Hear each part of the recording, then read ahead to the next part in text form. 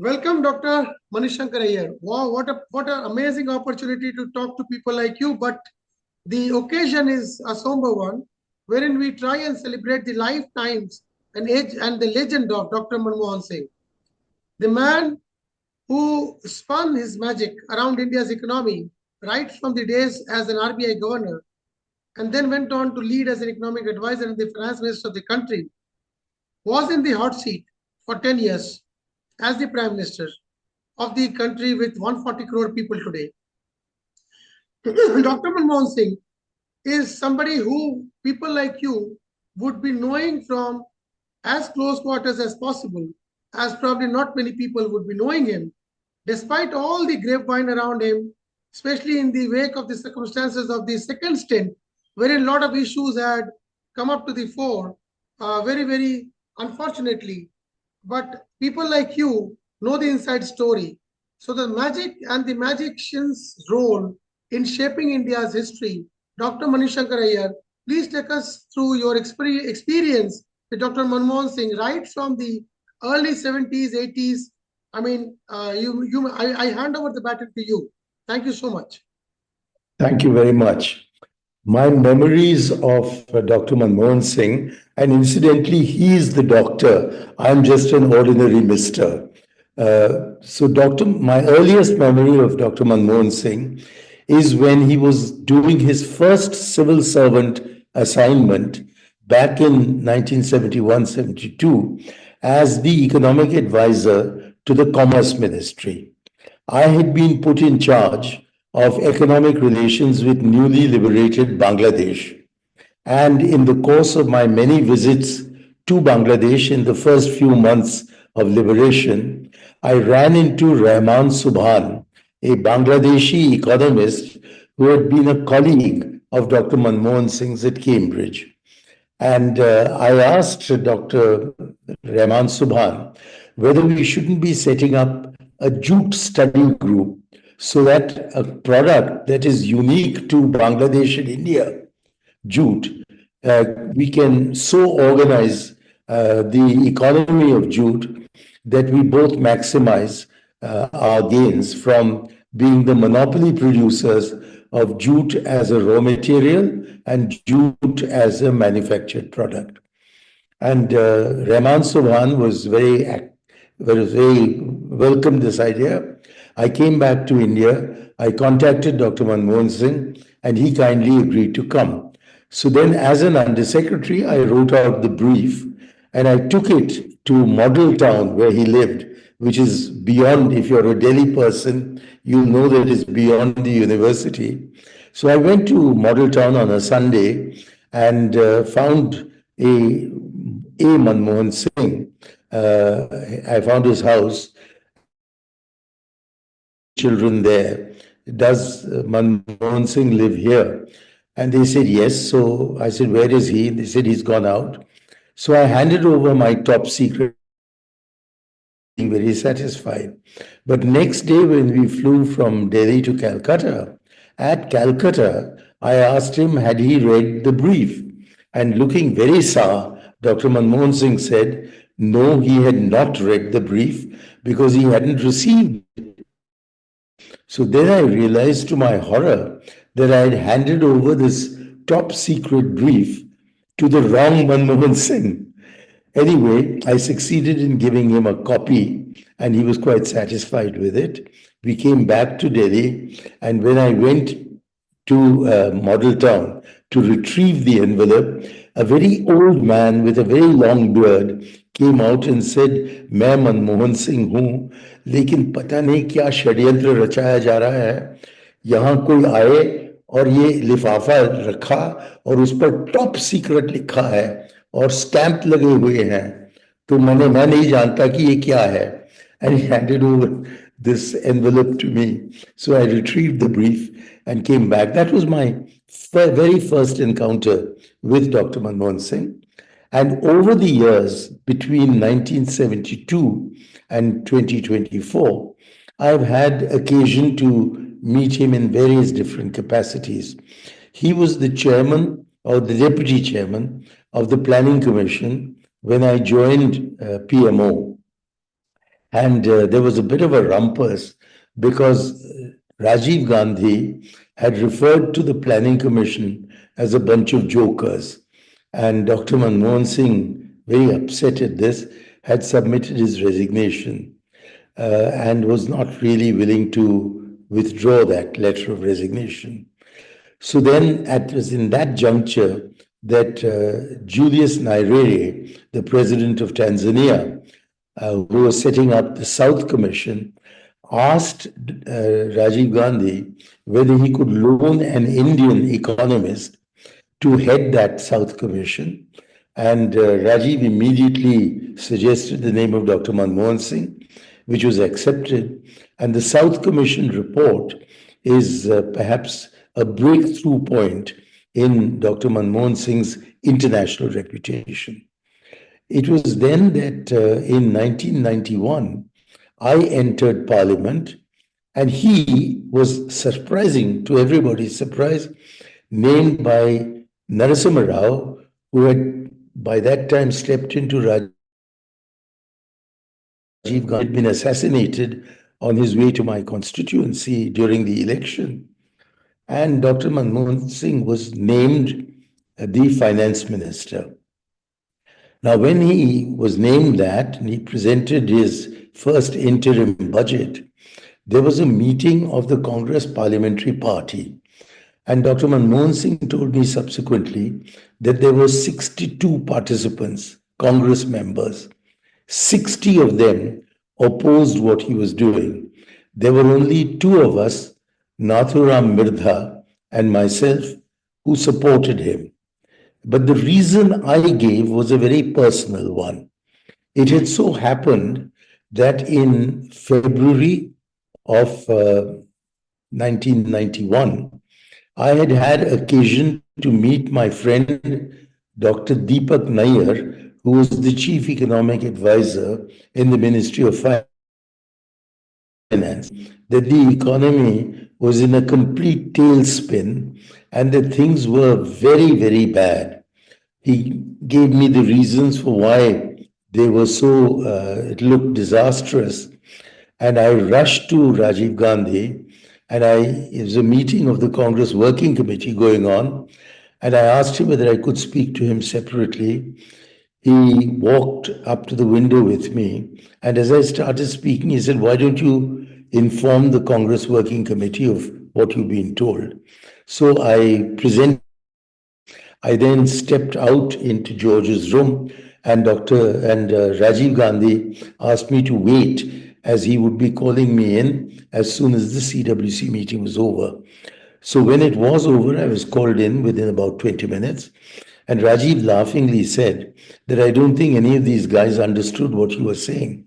So I want you to go directly to Dr. Manmohan Singh's house and request him to please meet me. So I went to Dr. Manmohan Singh's house, and Mrs. Manmohan Singh came out and said that her husband was very badly ill. And I had to stand my ground and say, I have a message from the former Prime Minister to deliver personally to Dr. Manmohan Singh, that I didn't really need to speak to him except to tell him something which I could do in half a minute. So very reluctantly, she allowed me in. And there was Dr. Manmohan Singh lying on his sick bed, looking very ill.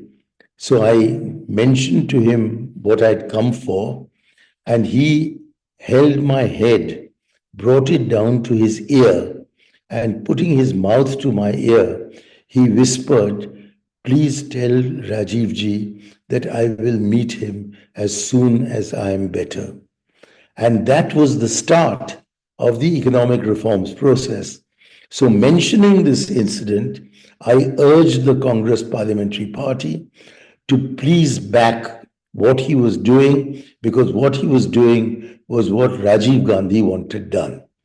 And although there were some objections from R.K. Dhawan about my revealing in public private incidents and private conversations, the fact is that Dr. Manmohan Singh never forgot that contribution which Nathuram Mirdha and I had made to retrieving his economic reforms program. So that was my second experience with him. The third major experience was the Harshad Mehta scam, where I found that some of the Congress members and even the Congress chairman were tending to join hands with the opposition in condemning Dr. Manmohan Singh for having stated in the Rajya Sabha that he could not lose sleep over volatility in the stock market brought about by Harshad Mehta's operations. And the opposition had picked on this phrase and were building up a case against him. So I got so worried about what was to happen that I sought a meeting with Prime Minister Narasimha Rao. And as I was driving to his house, I passed by Dr. Manmohan Singh's house. So I went inside and he was there. And I said to him that I'm on my way to the Prime Minister because I find that even Congress members of the JPC are not really defending you, and only Murli Devra and I are defending you. And Dr. Manmohan Singh said, "Thank you for informing me." So I said, "Well, after I've spoken to the Prime Minister, I'll come back and tell you what he said." So he said he was very grateful. And I continued to the Prime Minister's home. And the Prime Minister listened to me very, very sympathetically and said that he'd see what he could do about it. But as I was leaving the room, a hand came out and grabbed me by the arm and took me into a cubicle on the side of the Prime Minister's drawing room. It was Bhuvanesh Chaturvedi. And looking very angry, he said to me, "आप दूसरों के मामले में दखल न दीजिएगा, नहीं तो आपके लिए बहुत बुरा रहेगा." So I couldn't understand. It became clear to me at that moment that there was a kind of conspiracy being hatched to somehow protect the Prime Minister by making Dr. Manmohan Singh take the entire blame for the Harshad Mehta scam. So I rushed back to Dr. Manmohan Singh's house and I started telling him what had happened when he put his finger to his lips and signaled me that we should go out into his lawns. So we went out onto his lawns and he said, "My drawing room may be bugged. That's why I brought you out here. You can't bug outside in the open.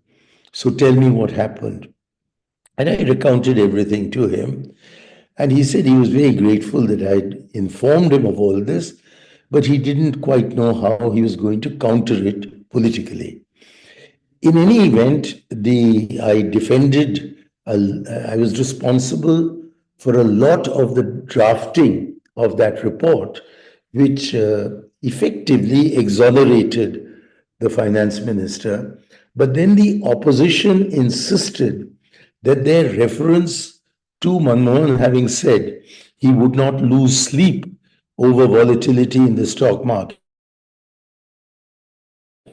And they made a compromise by saying, quote unquote, "in a lighter vein, the committee wishes the finance minister sound sleep, but he cannot sleep when there is volatility in the stock market." So, because of that expression, "in a lighter vein," which is a very Indian expression, it doesn't exist in the English language, and it's certainly never used in Britain. You automatically know when irony is being used and irony is not being used. Anyhow, we had that sentence in, and that upset Dr. Manmohan Singh tremendously. And Murli told me that Manmohan is very angry. And sure enough, when I met him later that evening, he was furious that this sentence had been allowed in. In fact, he felt that the defense of the minister in the Harshad Mehta committee was simply not adequate. So he submitted his resignation. But in the meanwhile, the business lobby in Bombay was so keen on his continuance because of his liberalization of the economy that they put pressure on Narasimha Rao, and Narasimha Rao did not accept the resignation letter, and Dr. Manmohan Singh completed his term. I then come to a period between 1996, when the Congress went out of power, and 2004, when we came back. Back in 1997, towards the end of that year, I had run into Mamata Banerjee, who asked me whether I would be standing in the elections. And I said to her that I want to stand from my Tamil community, but I was not sure that Mupanar, who was the effective leader of the Congress party in Tamil Nadu, would allow me to stand. So she then offered me Barrackpore in West Bengal, at that time on a Congress ticket. But a few weeks later, I walked out of the Congress and she walked out of the Congress. And she formed the Trinamool Congress. And she asked me to become her national secretary. So I was effectively number two in the Trinamool Congress when it was established. But I had to come back to Delhi from Kolkata because it was my 25th wedding anniversary. And she allowed me to come back. And I said to her that I have heard from my sources in Kolkata that the safest seat for a North India is Northwest Calcutta. She said, that's true. So I said, do you think we can offer the Northwest seat to Dr. Manmohan Singh, who has told me he's extremely unhappy with the Congress under Sitaram Kesri? And she said, yes, of course. And I said, well, I'll give him the sweetener that that there will be chaos in 1998 as there was in 1996, and that in that chaos, we will promote Dr. Manmohan Singh's name for Prime Minister of India. And she said, I promise you we'll do it. You go and persuade him to join the Trinamool Congress. So I came back to Delhi. I went to his house in Safdarjung Lane. I met him. I explained all this to him. And I was expecting him to say no. I was hoping a little bit that he would say yes. But what I was not prepared at all for was the actual answer he gave me. Looking extremely mournful, Dr. Manmohan Singh said, you know, Mani, this country will never accept a Sikh as Prime Minister. And given what happened only 6 years after this conversation, it is quite clear that Dr. Manmohan Singh had been traumatized by the Sikh pogrom in Delhi in early November 1984, and that he was suffering the trauma suffered by the entire community in thinking that this country would never accept a Sikh as Prime Minister. But the fact of the matter is that he was easily accepted, and the fact is that nobody ever criticized Dr. Manmohan Singh on the flimsy ground that he was not a Hindu but a Sikh. Those were the days. Anyhow, when Dr. Manmohan Singh became the Prime Minister, he was the one who told me that I wanted to give you a very strong economic portfolio like petroleum and natural gas. But Sonia Gandhi had said that my heart is set on Panchayati Raj, and therefore he was going to give me some additional portfolios in addition to Panchayati Raj. But by the time I reached home in the evening, there was a call from Ahmed Patel telling me that I was going to hold temporary charge of petroleum and natural gas. So I became Minister of Petroleum and Natural Gas in addition to Panchayati Raj in May 2004. And almost the first thing I did was to pick up something that I had been doing on track two, which was to see whether India's energy problems could be partially resolved by bringing natural gas by pipeline from Iran through Pakistan to India. And we had done a lot of work on that. It was a bipartisan effort, became track two. And we had signed an agreement among the four of us, which was presented by Dr. by Jaswant Singh ji and me together to the Foreign Secretary. And so, picking up on that report, I asked Natwar Singh, the new foreign minister, whether we could go ahead with this project. And he was very encouraging and said that I should prepare a note for cabinet. And I found that some technical work had already been done. Anyway, we finished and prepared this cabinet note, and it was sent to the cabinet and scheduled. The day before that cabinet meeting, I had a very strange call from Natwar, who said to me, "What do you want me to say when the subject comes up in cabinet?" And I said, "Sir, please don't say anything, because I know I've spoken to him. The Prime Minister, Dr. Manmohan Singh, is in favor of this project, but there are many people who are against it. So if you do not speak, then no other minister will speak, and the Prime Minister will be free to say what is on his mind, which is to support at least beginning conversations on this matter." And exactly as I had anticipated, when the subject came up, no other minister spoke. Manmohan Singh ji turned to Natwar and said, "Natwar, what do you have to say?" And he said, "Sir, I'll accept anything, any direction that you give." And at that point, Dr. Manmohan in cabinet said that in that case, we'll authorize the minister, that was me, to open bilateral conversations with the Iranians and the Pakistanis.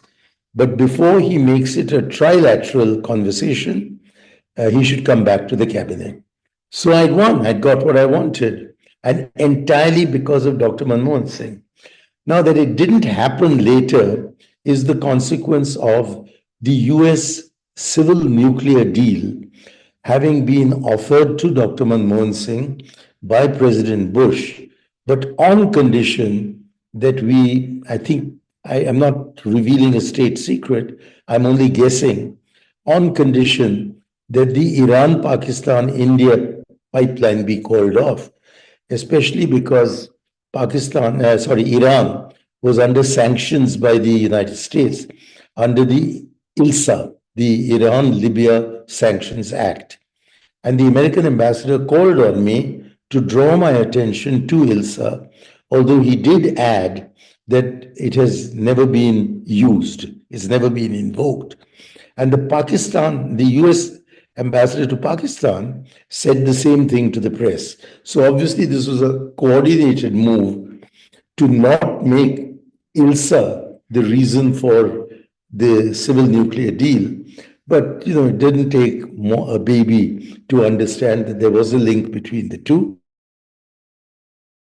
Called off. But in the meanwhile, in Panchayati Raj, I had been called to Washington just one to deliver. One Sorry? One interjection. Yes. In hindsight, what would be your understanding of that particular incident wherein the bilateral deal was called off because of the nuclear deal which took off?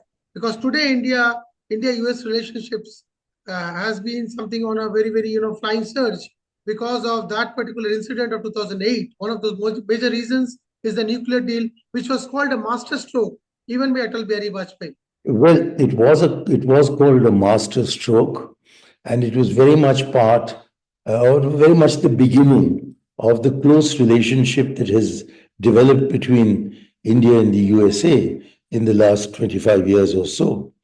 But please note that till today, 25 years later, we have not received or not generated a single unit of nuclear electricity under the civil nuclear deal. Nobody has come to India to invest in nuclear energy. And in any case, I was very concerned as the Minister of Petroleum with energy security. And I realized that even if the deal were to go through and all the expectations that were attached to it in regard to energy were to be realized, then no more than 5 or maximum 6% of our electricity consumption would come from nuclear energy. So the civil nuclear deal is there. It has signaled a very close relationship between India and the USA. It has led to India being a member of Quad, even if not a part of the military part of Quad. It has led to a very strong defense relationship between India and US defense suppliers. But the fact of the matter is that it was a civil nuclear deal aimed at getting American companies like Westinghouse to invest in India. And although Westinghouse was taken over by the Japanese Toyo, the fact of the matter is that there has not been one quota paisa of investment under the US civil nuclear deal. But I think what I want to say is that merely because I was disappointed that in the aftermath of that deal, Dr. Manmohan Singh withdrew his permission from to me to continue with the deal, he nevertheless always had the courtesy to say that we had ideological differences, but that did not diminish his affection or his respect for me. So I do think he was a very great man in that sense. Also, I was coming to another incident which highlights how much he stood by me. In the Panchayati Raj ministry, I was invited by the World Bank to deliver a lecture on Indian Panchayati Raj at a retreat in Washington. I went, my daughter was getting married, so my wife only allowed me to go for less than 24 hours. I fetched up, I delivered my lecture, and then there was a lunch for me at which the vice president of the World Bank, a gentleman called Praful Patel of Ugandan nationality, he was present at the lunch, and I explained to him a scheme that I had for incentivizing the states to bring Panchayati Raj in the states into line with the constitutional objectives and to ensure transparency in the transactions of the panchayats. And Mr. Patel was so impressed with my presentation that he rang Paul Wolfowitz, the head of the World Bank, and asked him to please make time for me for 15 minutes in the afternoon because I was leaving at 4 p.m. For India back. And Paul Wolfowitz said to me, after listening to me, that he thought it was a very good program and how much would I want? How much money from the World Bank would I want? So while I was still trying to make up my mind, he said, would $1 billion do? So I was astonished that the head of the World Bank of Panchayati Raj, $1 billion, which was some 400 times my annual budget. So I rushed back to India thinking that I had scored a really important goal. But when I went to see the finance minister, he said, but there is no revenue stream, and he was not willing to go ahead with it. So I went to see the prime minister, and I said, sir, this $1 billion is being given to us at 1% service charge, no interest, and 40 years repayment under the IFC window of the World Bank. So can't I go ahead with it? And he said, I think yours is a very good idea. Please go back to the finance minister. And we went back, but it didn't work out. But he was so interested in Panchayati Raj that he made a very important speech in which he pushed for the Panchayats Extension to Scheduled Areas Act, which is called PESA, the acronym is PESA, to deal with Naxalism in central India, rather than rely exclusively on military activity or paramilitary activity. And also, after I had prepared a report, he got it released in a major meeting in Burari outside outside Delhi, where he and Sonia Gandhi, very rarely did they come together. They both came for the release of that report. And the 24th of April was there declared the National Panchayati Raj Day. So these are many of my memories of Dr. Manmohan. Repeatedly met him after I'd been defeated in the election in 2009, but lately he had gone too ill to be able to receive visitors. So my last meeting with him was perhaps 2 years ago. Uh, uh, Manishankar ji, you also headed the Northeastern Ministry, the donor development of Northeastern region. And that is one area which has kept suffering, and till date, the situation is flared up to such an extent that Manipur is a global shame for all of us. And there were incidents of alpha surrendering and all that, which were cited by Amit Shah in a recent report, where he said that in the last so many years, 40 years, Northeast has never been so peaceful. The 8 states of the Ashtalakshmi has never been so peaceful. But your experience of handling Northeastern Ministry with Dr. Singh, what were the initiatives that you people envisioned, and what were the outcomes? Because the kind of instances that you have just now mentioned for the other ministries, could you tell us a little more about the donor ministry? So, with the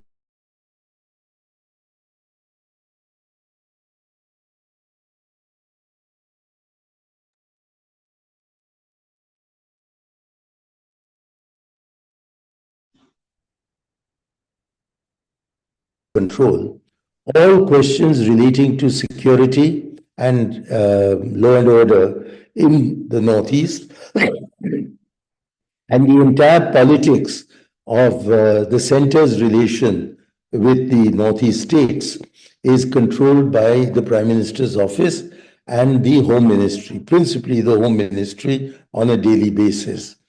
So, although I was Minister of Donor, I was only involved with the development aspects of that region.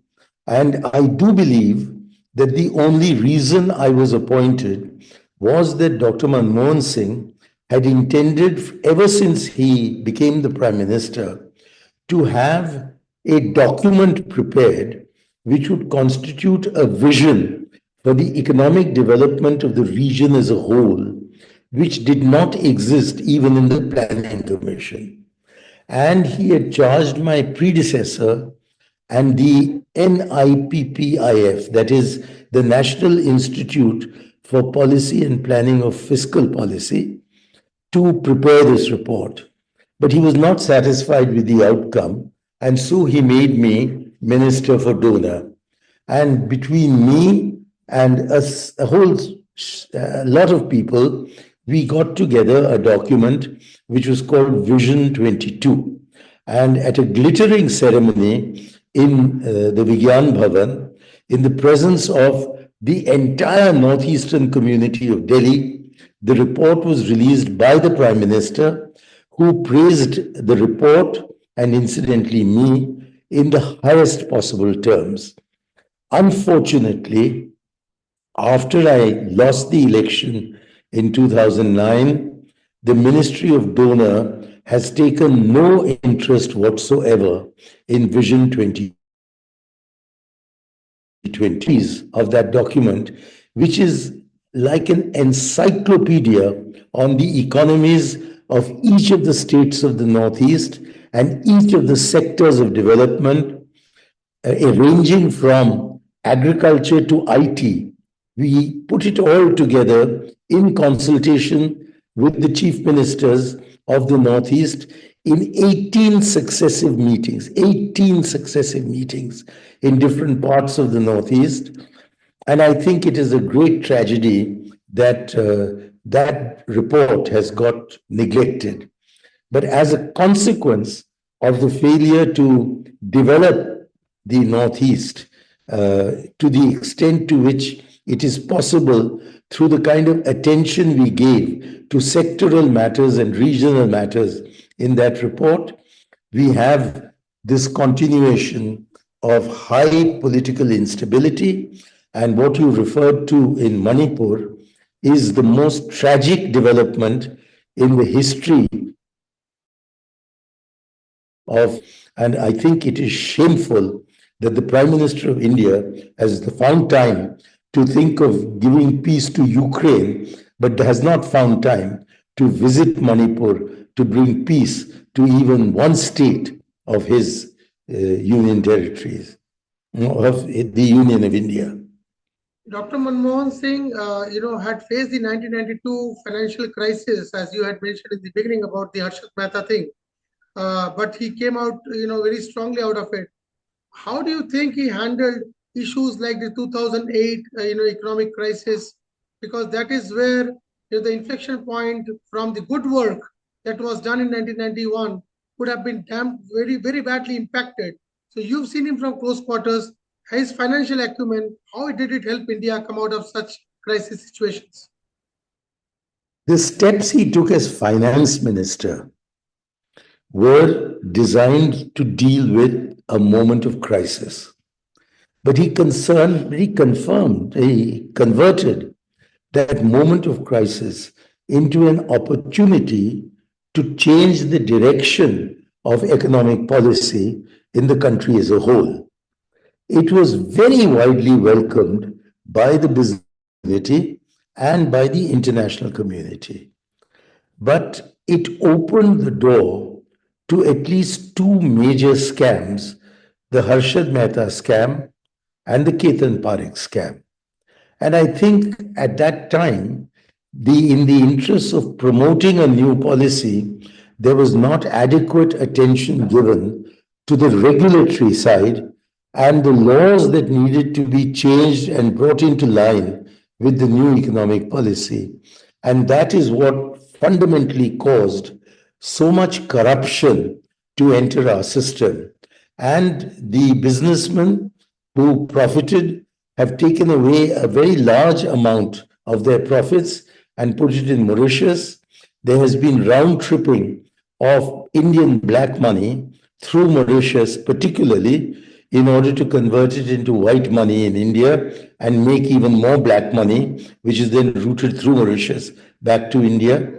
And many of these problems ought to have been and should have been anticipated when the policy change was made, especially if you were going to convert crisis management into an opportunity to change the direction of economic policy. And although it is true that through the 10-year period, through the period of Dr. Manmohan Singh, millions of Indians were raised above the poverty line. As a local MP, I'd go to my constituency and poor people would say to me, aren't we poor anymore? Because as a result of defining the deprivation line as a poverty line, I think an illusion was created that poverty was also being appropriately addressed. So and it was really Sonia Gandhi and her committee that was set up that provided the ballast, if you like, the social development ballast that enabled economic policies changes to sail as comfortably as they have over the last 3 decades. So I would like to give the credit for the stability in our economic policy to both Sonia Gandhi, who brought in Manrega, for instance, and to Dr. Manmohan Singh, who steered not only the finance ministry, but also steered for 10 years the UPA government. I think that was whatever you just now said can also be understood from a statistics which I had in front of me about the stock market returns. They never zoomed to the extent that they zoomed during Narasimha Rao's time, because obviously because of the liberalization, 180% was the returns as per the data. And then, they dipped to 30% during Mr. Bajpayee's regime. the stock market returns had dipped to 30% during Mr. Bajpayee's regime. And then again, in the first stint of Manmohan Singh ji, they went to 180% back to the same percentage, which happened only once in India, independent history. So we can understand from the data that the economic policies of stability and the kind of boundaries that he had made, the kind of SOPs that he had already drawn for economic parameters and economic barometers, he stood ground. That is the reason why even immediately after the second stint, even during the last 10 years, the stock market, though it has scaled new heights like never before, unprecedented heights, they have not been able to scale the percentage of returns that happened during Dr. Manmohan Singh's time. Now, sir, what would you say about the spate of corruption scandals? May I answer you first on the stock market? I was a member of both the Harshad Mehta Committee, JPC, as well as the Ketan Parikh's JPC. And in both of these, the first when we were in office, the second when the BJP was in office, the first when Dr. Manmohan Singh was the finance minister, and the Ketan Parikh scam took place when Yashwant Sinha was the finance minister, there was great concern, there was great happiness as to whether it was steady economic growth that was driving the stock market or whether it was bulls like Harshad Mehta and Ketan Parikh who were deploying bank funds on their own personal account to be able to artificially drive up the stock market. So we were concerned with those aspects, that the illegitimate use of bank funds in the case of Harshad Mehta, it involved the UTI, it involved the LIC, it involved the State Bank of India, it involved the entire banking fraternity, including the foreign banks, who were making sums of money available to Harshad Mehta to play on the stock market. And the stock market was rising because he was gambling on it. It was not the reflection of genuine growth in the economy. And equally in the case of Ketan Parikh, he was receiving the Ahmedabad Mercantile Cooperative Bank, the Urban Cooperative Bank. And that was how he was playing the market. So let us please distinguish between the rise in stock market prices, which is caused by confidence in the growth of the economy, and the rise in the stock market that is caused by illegally manipulating the market. So having said that, I will now come to your question. If you please repeat the question. What would you have to say about the corruption scandals which broke during Dr. Manmohan Singh's regime? Well, we've now had 11 years of BJP rule since 2014. And in these 11 years, the BJP and its colleagues who made these allegations have had every opportunity to prove them in a court of law. And not one single case, neither the 2G so-called scam, nor what Ashwini Kumar, the law minister, was accused of, nor Pawan Bansal, the railway minister, what he was accused of, has ever been proved in a court of law. And in fact, having used those false allegations for political profit, the government doesn't seem interested in following through the charges that they made at that time. So we should have much more effectively than we did repudiated these false corruption charges when we were in office and not allowed ourselves to be defeated in 2014 as a result of these many charges of corruption that were never proven. His equations with the Gandhi family? Who, Dr. Manmohan Singh's? Dr. Manmohan Singh. They were excellent. There was never any shadow of doubt that Rajiv Gandhi, before his assassination, had chosen Dr. Manmohan Singh to be in charge of the nation's finances, that his performance as finance minister and as an individual so impressed Sonia Gandhi that instead of her accepting the prime ministership, which we all thought was her due, she insisted on giving this privilege to Dr. Manmohan Singh. And throughout the time of their leadership, they were yoked together. Now, when two bulls are yoked together, they do snort at one another from time to time, but that doesn't mean they don't work together. So there may have been some differences of opinion on some policy or personnel matters between them. I know, for instance, that when I was replaced in the petroleum ministry by Murli Devra, Dr. Manmohan Singh told me when he was telling me that he was dropping me from that ministry, that he personally wanted me to continue. So there would be instances when you're running a huge enterprise like the government of India, where there would be differences of opinion or differences on personnel. But overall, the kind of harmony that existed between Srimati Gandhi and Dr. Manmohan Singh was such that it has continued after our loss of power for over a decade, and perhaps one of the biggest mourners of the passing away of Dr. Manmohan Singh would be Srimati Sonia Gandhi. Dr. Manmohan Can Singh I, is created can famous. can I intervene here with a subject that I don't think you're going to bring up? It is Dr. Manmohan Singh's. We would love to hear that. Okay, it's Dr. Manmohan Singh's contribution to India-Pakistan relations. Sir, I was going to talk about that. You just let me, you have preempted my thought. I was going to ask you about that. I was going to ask you about, I was going to link it with internal security, with the Naxalism issues.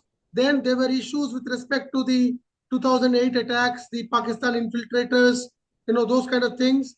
And also his stand on the Jammu and Kashmir, Article 370. The question on Jammu and Kashmir should come before the Mumbai attack chronologically and logically. You may take it that way. Okay, so you want to now know about internal security. Yeah, because I heard I was in a summit wherein Mr. Chidambaram was addressing as a home minister.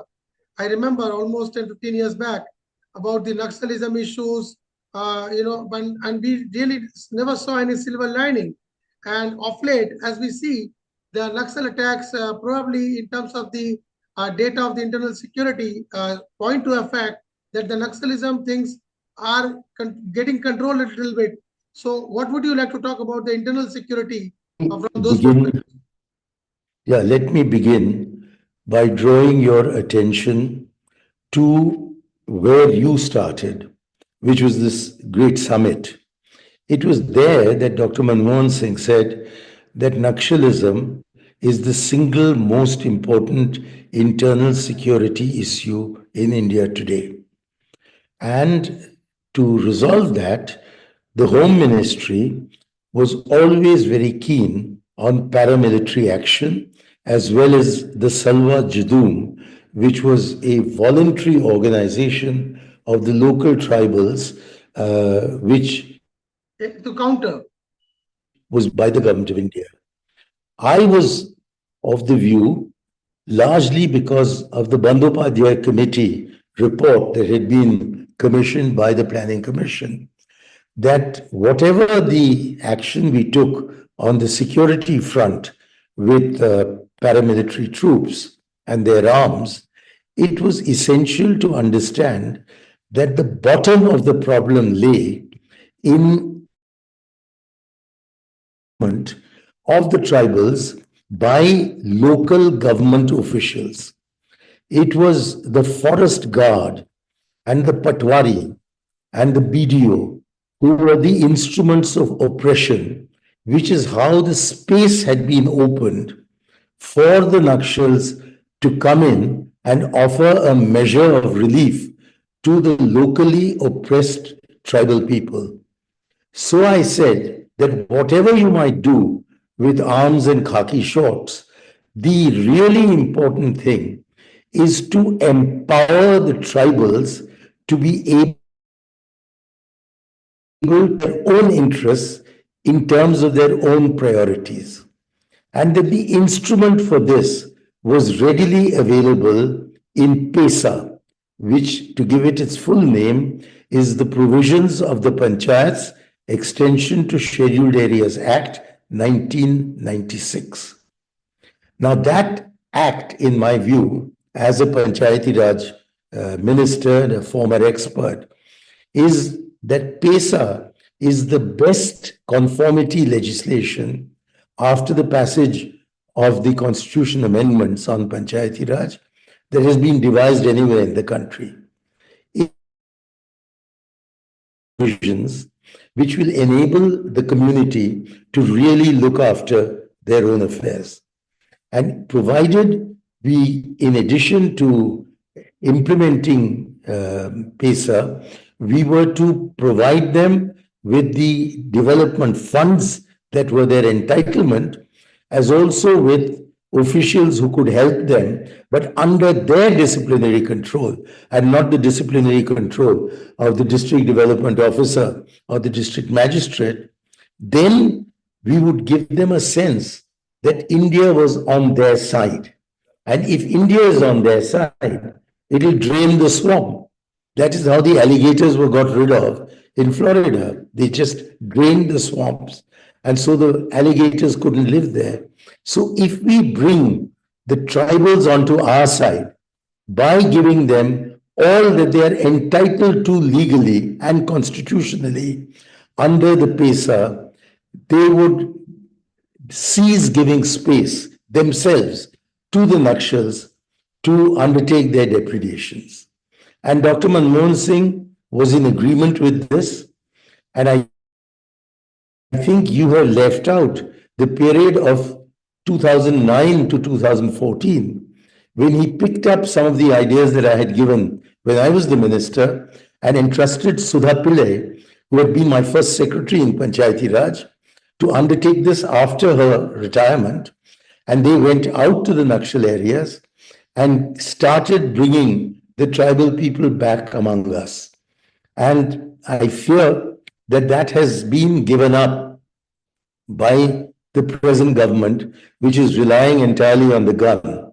So by the gun, they may succeed in driving back some Nakshals, but unless they deal with the fundamental problem, we'll find a resurgence later on. And I'm predicting this. Therefore, internal security front on the part of the Ministry of Home Affairs, unless it is complemented by appropriate action under PESA, there will not be, leave alone a long term, there won't even be a medium term solution.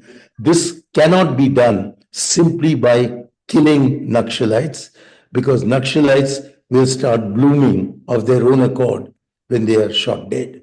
Yeah, the example of the LWE areas is well replicated in the Northeast that we see now, because it is ultimately the welfare schemes, the economic disparity, which is driving that kind of a discontent in the northeastern parts of the country, especially the Nagaland, Manipur. Even if Alpha and other people have surrendered recently, the entire boiling state sees no calm, sees no peace in the near future.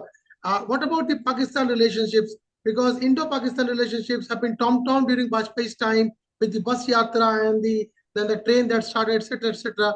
But Manmohan Singh's role in development or assuaging the Indo-Pakistan situation with respect to Kashmir.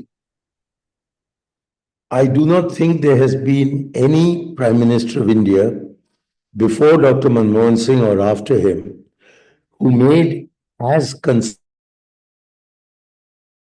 as practical a contribution to to bringing about an equilibrium in India-Pakistan relations than Dr. Manmohan Singh achieved. When he became Prime Minister, there was the Islamabad Declaration between Prime Minister Vajpayee and President Musharraf that had been issued in Islamabad about 4 months before Dr. Manmohan Singh became the Prime Minister. Instead of taking a partisan attitude towards the Islamabad Declaration, Dr. Manmohan Singh, and at a meeting in New York with President Musharraf, it was agreed that a back channel would be set up, a secret back channel, on which issues relating to Kashmir, which the Pakistanis regard as the core issue, would be addressed.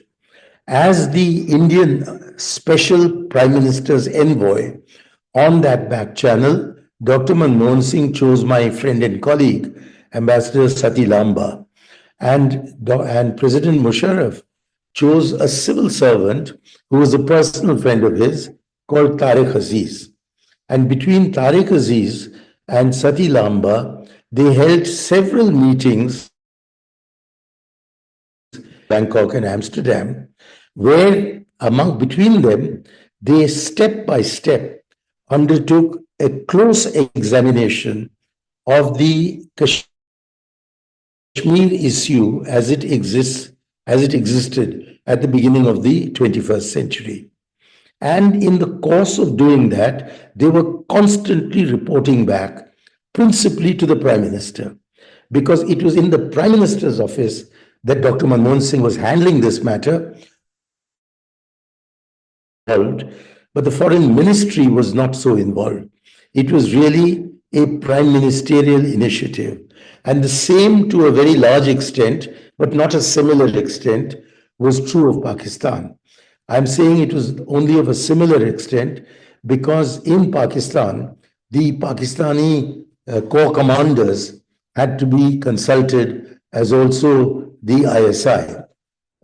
Anyway, the fact of the matter is that between 2004 and 2006, so much progress had been made on settling finally the Kashmir issue that it was decided that Dr. Manmohan Singh would go to Islamabad and to his home village of Gar, which is near Rawalpindi, in the autumn of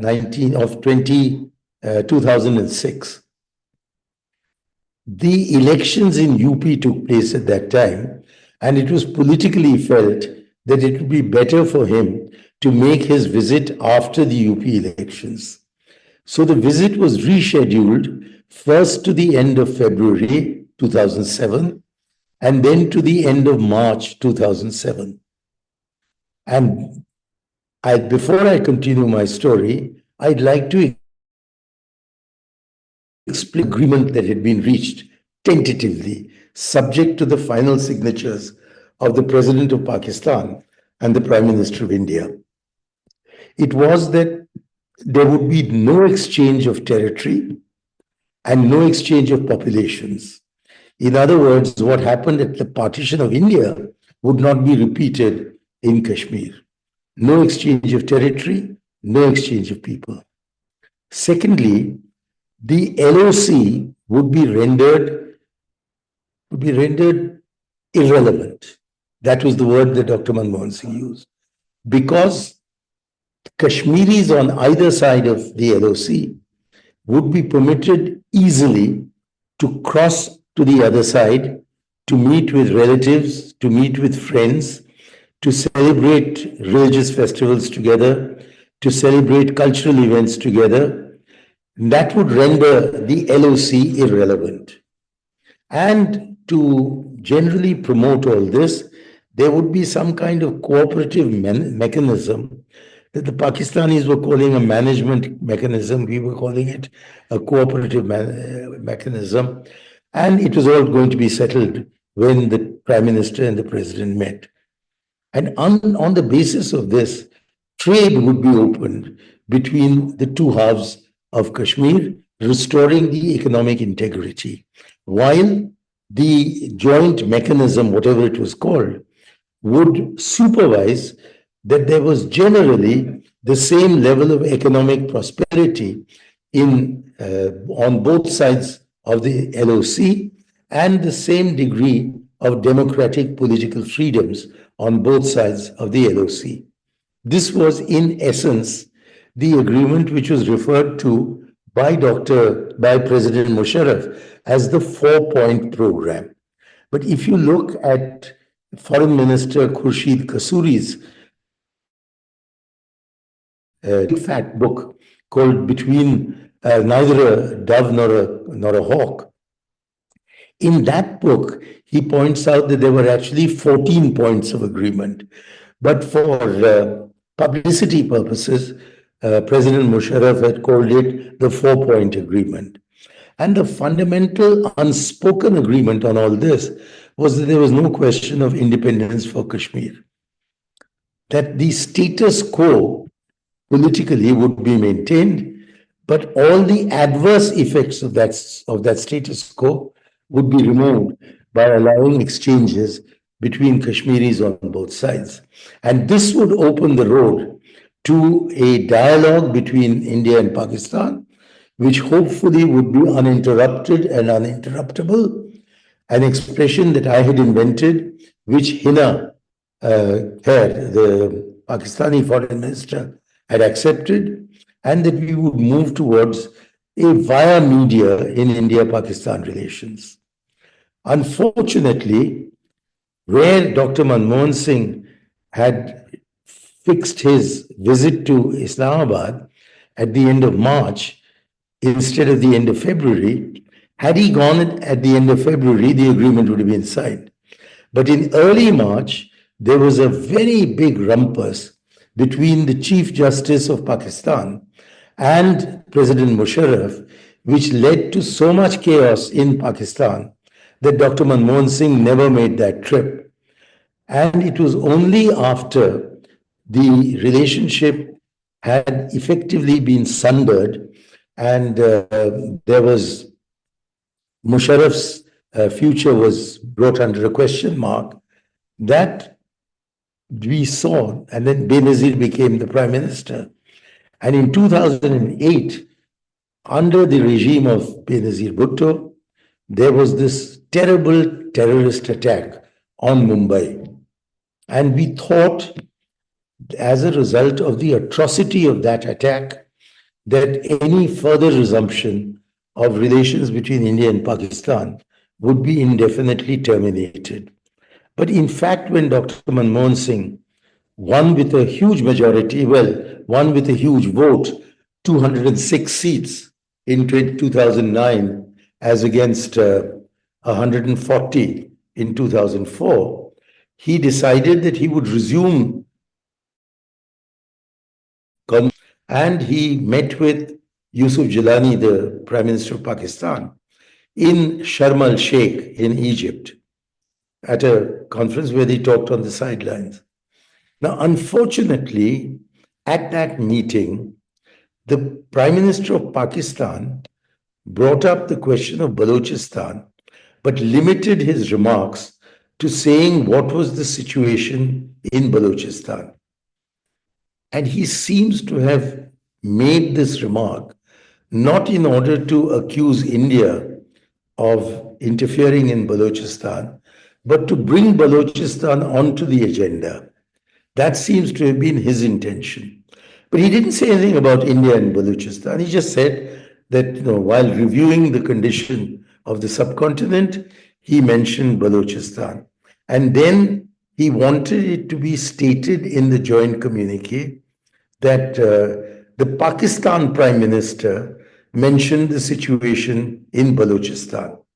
And because that sentence of its own accord was very innocuous, and Shankar Menon, the Foreign Secretary, had cleared it, the Prime Minister also cleared it, but this was misunderstood in India, or perhaps understood in India. And there was such a rumpus over here.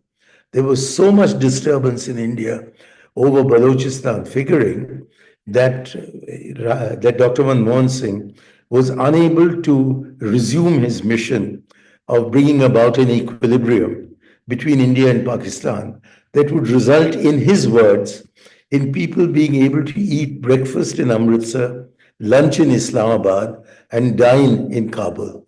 That was how he envisaged the future of this subcontinent. And if only we had gone on that path, we would have been making huge progress. But under the Modi dispensation, all conversation with Pakistan has been stopped. So we'll have to wait for the India bloc to come to power for a resumption. Without a resumption of that dialogue, there is chutzpah involved in India pretending to be a peace broker in the world and unable to settle its issues with its immediate neighbor, Pakistan, or its immediate other neighbor, Bangladesh. You handled four ministries, as I understand, and Yes. you were born in Lahore, as I've read. You were born in Lahore, Yes. you also had a stint in Pakistan as the first Consul General. Well, when I was born in Lahore, I actually had no memories because at the age of 4, my mother took all her children to Madras. So I don't remember Lahore. I was only 3.5 years old when I left. But later, it was the Morarji government, Bihari Vajpayee as the foreign minister, who succeeded in opening a new consulate general in Karachi in place of the old Indian High Commission. And the greatest stroke of luck I've ever had in my life was being selected as the first Indian consul general in Pakistan. And when I got to Karachi, I was expecting the posting to be in an enemy country. So if you'll give me a few minutes, I'd like to recount to you the very first job that I did as the Consul General. The whole building was being repaired, and so all of us, from the driver to the Consul General, were sitting in one room with one telephone between us. Dark picked it up, and looking very puzzled, he turned to me and he said, "Saab, Deputy Commissioner Shankar ka phone hai." So I picked up the phone, wondering how a local civil servant is calling the representative of a foreign country. It turned out to be a liaison officer who had been put in charge of a Hindu sant that at L.K. Advani's instance, he had visited Pakistan the previous month, had been allowed to return to Sardbela, which is near Shankar, to give Diksha to his Hindu followers. And this liaison officer said, मैं बहुत बड़ी, मैंने कहा क्या समस्या है आपका, क्या है आपका मसला? And he said कि आपके हिंदू संत से उनके मुसलमान मुरीद मिलना चाहते हैं. तो ऐसे तो ही से आप इजाजत देंगे? तो मैंने कहा बड़ी खुशी से मैं इजाजत दूंगा कि मुसलमान मुरीद उस हिंदू संत से मिले. That was the first job I ever did in Karachi. And it totally overturned my image, which I had inherited in the foreign service of Pakistan. And over the next 3 years, I was able to meet so many Pakistanis and serve them in the way that when I issued my 100,000th visa, the waiting Pakistanis in the hall burst into slogans saying, Hindustan ke Consul General, Zindabad, Zindabad. यहाँ कोई पाबंदी नहीं, यहाँ कोई रिश्वत नहीं, Hindustan Zindabad. This is in the Indian consulate in Karachi. So naturally, I believe that there is plenty of scope for solving our issues with Pakistan or arriving at a via media with respect to them, provided we talk to them consistently and in a very sustained manner. My own description of that is a dialogue which is uninterrupted and uninterruptible. If we do that, I think we can solve our issues. But if we only have courage to do surgical strikes and don't have the courage to sit across a table with them, then this tension will continue. And it will be very bad for us. Internationally, I think India's role as a peacemaker is looked at, because they say if you can't solve your issues in your own neighborhood, how are you coming to Ukraine or Gaza to settle our issues? The conversation with you is interesting like not many, because the kind of inputs and experience that you bring on the table are unprecedented and unparalleled. But I'll probably we have 5 to 10 more minutes with us, sir. Could you just spare us 7 to 8 more minutes with us? 7 8 more minutes with Yes, us. Yeah. Okay. yes. Now China. India has never been so troubled by China after 62, like it has been over the last 5 7 10 years. During Manmohan Singh's tenure of 10 years, we didn't have all these things happening from the China Arunachal perspective. Now they have a dam at Tibet. What do you have to say to that? I think you should take your story back to December 1988, when Rajiv Gandhi made his breakthrough visit after a gap of more than 30 years to China as the Prime Minister of India. And the greatest event of that visit, which I was on, was watching Deng Xiaoping shaking hands with Rajiv Gandhi for what at least some people have calculated as 8.5 minutes. Deng Xiaoping, while he kind of waltzed around the Great Hall of the People with Prime Minister Rajiv Gandhi, that a new era, a post 1962 era in India China relations was opening. And a consequence of that visit, a major consequence, was the establishment of two special representatives of the Prime Minister to sort of the Prime Minister in India and the President in China to sort border issues. And as a result of that, in 1993, after Rajiv Gandhi had been assassinated, Pranab Mukherjee, as foreign minister, went and an agreement on peace and tranquility at the border was signed. And so that visit of Rajiv Gandhi gave us 35 years of peace and tranquility on the border. And I think if Rajiv had lived and not Narasimha Rao, we would have been able to settle the border issue on some basis of give and take. Unsettled, we had what happened in 2022. What provoked it?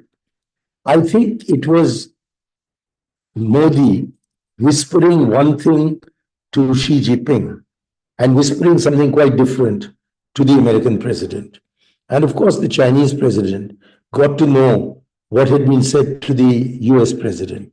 And our membership of Quad, which is a body designed to contain China, could not be reconciled with the kind of that Modi thought he could generate at a personal level by sitting on a swing along with him in Ahmedabad or going to Wuhan for a long photogenic walk or bringing him to Mahabalipuram.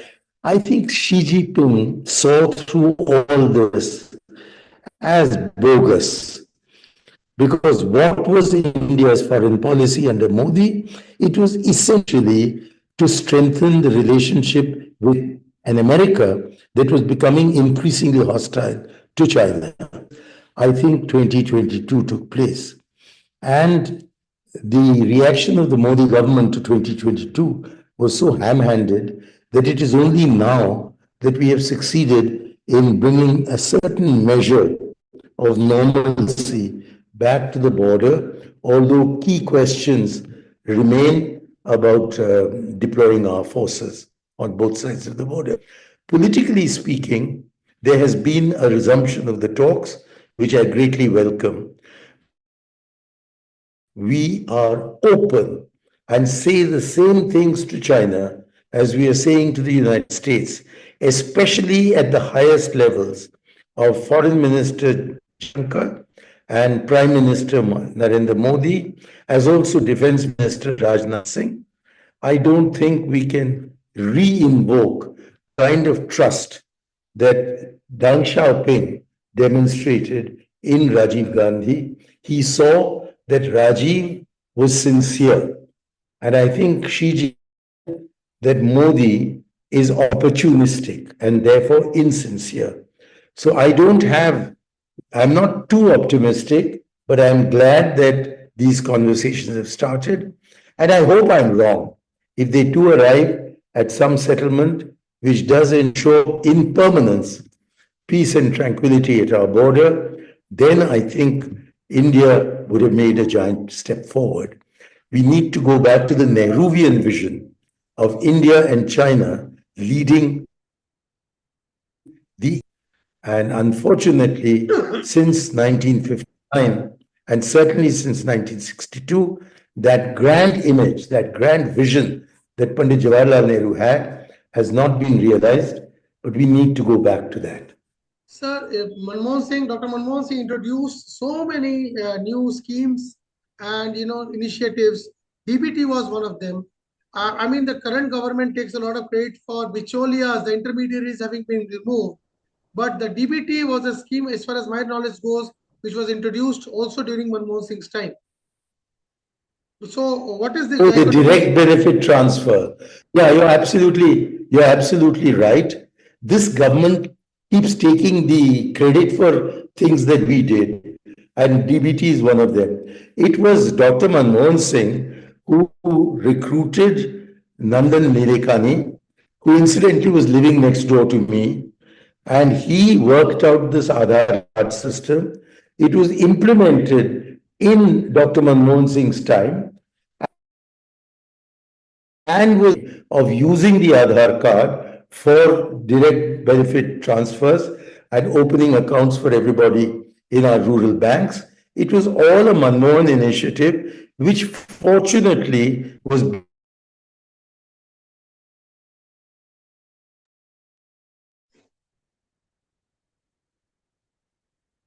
Jawaharlal Nehru. Because if it had been Jawaharlal Nehru's initiative, then Modi would have condemned it. See, of late there has been also furor about the state center kind of Manrega, dues being not being overdue and all that. But these kind of issues for such schemes which were socialist and popular schemes were not seen during Manmohan Singh's time, wherein states were accusing the center for having dues over for a long period of time for such very critical important schemes like Manrega. Any views on that? Yeah, the Modi dispensation, along with Amit Shah, is a load of bullies. Our government believed in cooperative federalism. So Dr. Manmohan Singh had excellent relations with even opposition chief ministers. And like Narendra Modi, he had a good relationship with him.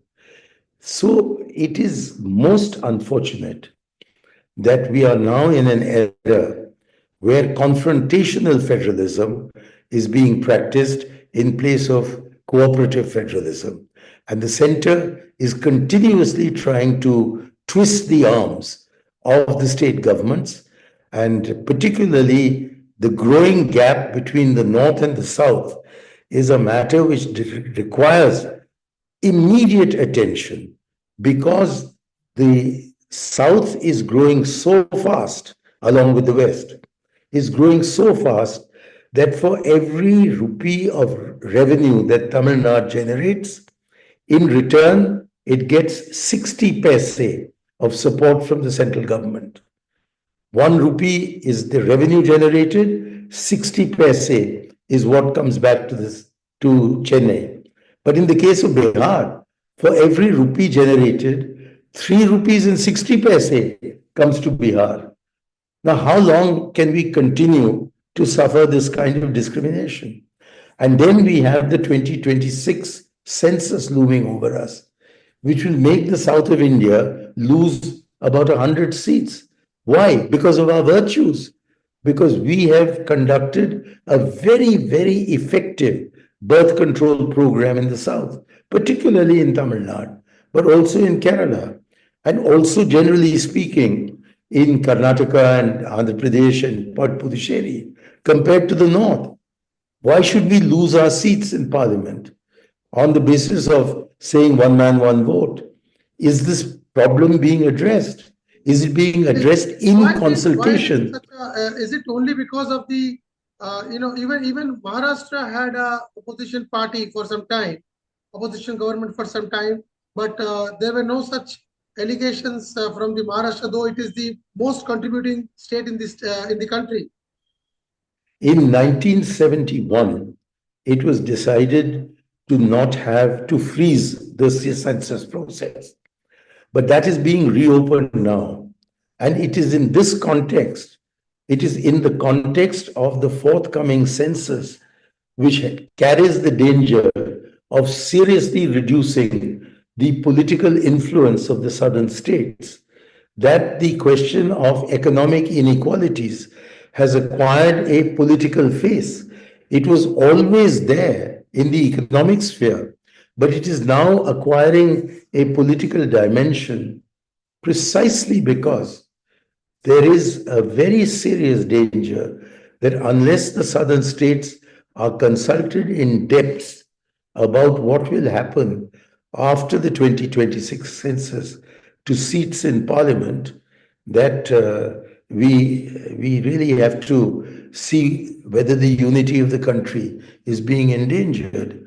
Don't forget that the predecessor of the DMK, the DK under Periyar, was a separatist party in 62 that Annadurai said that no, we're giving up our separatist stance. So the relationship with Tamil Nadu is as delicate as it is with Kashmir. And therefore, it was Chandrababu Naidu who first said, let's reverse this demographic trend of a declining population by going back on the birth control measures that we put in place. And then next day, Mr. Stalin supported him. So please note that this is an extremely important issue for the future unity and integrity of India and requires a non-partisan prime minister to apply his mind to this in full confidence with all the chief ministers of India instead of waiting for the crisis to come upon us after the 2026 election. Manmohan Singh was known for not having a populist kind of a mindset. He never had. He was an economist. He was an educated economist. But at the same time, the privatization and the disinvestment targets were overlooked as people accuse him of. So, would you like to comment on that? Because that is a very important area now. Is this going to be the last question? No, I mean two more interventions. One would be around the financial reforms like the demonetization and the GST, because that is what. And second is lastly about the employment issues. Let's take the last two issues first, and then I'll come to the socialism, because that is an important philosophical point which I'd like to leave the listeners with. So you ask me first about demonetization. I'm assuming you asked me the question, I'll give the answer. On the floor of Parliament, in what turned out to be perhaps his final intervention in Parliament, Dr. Manmohan Singh warned that as a result of the silly move at demonetizing Indian currency, we were going to lose at least 2% of our GDP growth over the next several years. And that, in fact, is what has happened. So Dr. Manmohan Singh was being prophetic, and the Prime Minister, Modi, was revealing his illiteracy in economics as compared to the genius of Dr. Manmohan Singh in undertaking that demonetization anything, but has cost the country a very great deal. As regards unemployment, as far as Dr. Manmohan Singh is concerned, he was always very keen that we should have much higher employment rates in India. as a result of shifting people from agriculture into manufacturing and opening up the space for private sector manufacture, especially in the MSME sector, so that employment gets generated. And while the results in his term as Prime Minister were not up to the mark, the disaster that has overtaken us since Modi took over most evident in the extent of unemployment, especially among youth, that is now a stain on our country and is a very great source of political instability. The first part, probably, about the populism vis-a-vis the disinvestment targets. As far as I think your characterization of Dr. Manmohan Singh as not a socialist but an economist is a canard, because there are numerous economists who are socialists. And during the period of socialism, which was when Dr. Manmohan Singh became an academic and entered government service, he was a socialist. He supported Nehruvian policies. But as Nehru himself had foreseen, the period of the state capturing the commanding heights of the economy related to a time when the Indian private sector was so small and so weak that it could not or the technology required for us to enter the sphere of heavy industry. And what the second 5-year plan did was to take us into that heavy industrialization period, without which you wouldn't have Bhilai, you wouldn't have Sindri. All those major heavy industry projects came up in the second and the first half of the third plan during Jawaharlal Nehru's prime ministership, which were backed broadly by Dr. Manmohan Singh. But Dr. Manmohan Singh started seeing during the Indira Gandhi regime that the Indian economy had changed so much in character, both qualitatively and quantitatively, that there was time now for for us to loosen the restrictions that had arisen out of a shortage in foreign exchange. That in the West, since the Marshall Plan had been completed and Western Europe, which was war devastated, had been reconstructed, money would be available for India from the West. He also saw that trade barriers were being brought down, and therefore there were possibilities in trade for increasing the prosperity of India. And that is why he moved into LPG, liberalization, which in fact he often said had actually been initiated by Rajiv Gandhi, who also saw that although Indian socialism I missed out. LPG acronym stands for liberalization, privatization, and globalization. Okay. LPG. It was Rajiv Gandhi who had spotted that many of the restrictions that had been laid on the Indian economy under previous regimes had outlived their utility. It is not that they were irrelevant to their period. It was that they were becoming irrelevant to the new phase of India's economic development. And Dr. Manmohan Singh was fulsome in his praise of Rajiv and of Pandit Jawaharlal Nehru economic policies in their time. But he felt that their time was over, that in fact it was the successors of that regime, of the socialist regime, that made possible the successes of the LPG. If you did not have the foundation, you can't build the pillars. So the pillars were put up by Dr. Manmohan Singh, but the foundation was laid from Pandit Jawaharlal Nehru's time. So there is no contradiction. I think you have to start a business of preempting thoughts, Mr. Aiyar, because you just now preempted my closing statement. Jawaharlal Nehru 1948 set up ITI, the first public sector company in this country. A telecom Yes. company set up in 1940 before the first industrial policy, and that is where the entire talk is about today in 2024. In between, we had people like Mr. Petroda and Mr. Gandhi who watered the seeds, but the seeds, can you imagine the vision of the man? ITI, a telecom giant, which kept suffering for 50 years after its formation. But ultimately today, companies like ITI, which were set up as the first public sector You company. mean IIT? I think you mean IIT. No, not IIT, sir, ITI. Yeah. Okay.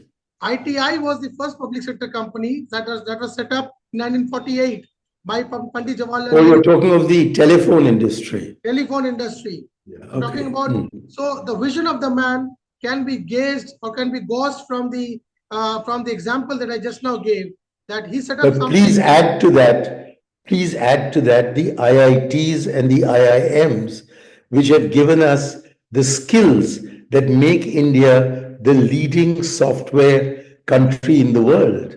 That was Yes. also, the seeds were laid in Jawaharlal Nehru's time. And more, if you dig deeper, converting a jail into the first IIT is what the vision is all about.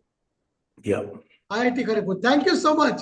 It is something which we would never like to end, but then in the paucity of time, in the interest of scarcity of time, so thank you for joining us. I am sure Dr. Manmohan Singh, had he been with us, would have loved to listen to this. Thank you so much. Thank you very much.